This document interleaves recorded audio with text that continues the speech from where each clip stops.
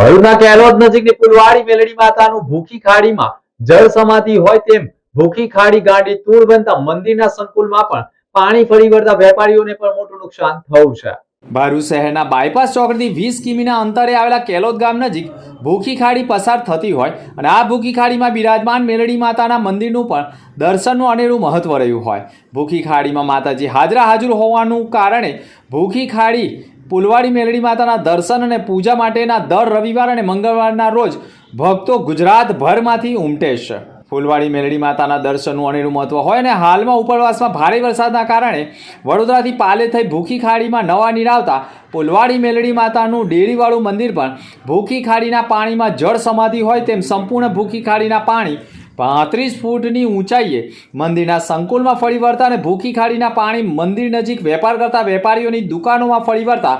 દુકાનમાં રહેલા માતાજીના ફોટાઓ ચૂંદડી અને વિવિધ દેવી દેવતાઓના મોંઘા દોઢ ફોટા કટલરી તથા વિવિધ ખાણીપીણીની સામગ્રીઓને પણ મોટું નુકસાન કર્યું છે। ભૂખી ખાડીના પાણીમાં સ્વાહા થતાં વેપારીઓને પણ મોટું નુકસાન વેઠવાનો વારો આવી ગયો છે। જોકે સંપૂર્ણ પાણી ઘણે અન્ય ખેતરોમાં પણ ફરી વળતા ખેતરોમાં જળબંબાકારની પરિસ્થિતિનું નિર્માણ થતાં ખેડૂતોનો ખેતી તો નિષ્ફળ ગઈ છે પરંતુ મોટું નુકસાન વેઠવાનો વારો આવ્યો છે। ગુજરાત સહિત ભરૂચ જિલ્લામાં ભારે વરસાદની વચ્ચે અનેક જિલ્લાઓમાં ધોધમાર વરસાદ વરસી રહ્યા છે ત્યારે ભરૂચ જિલ્લાની વાત કરવામાં આવે ભરૂચમાં પણ નર્મદા નદી હોય કે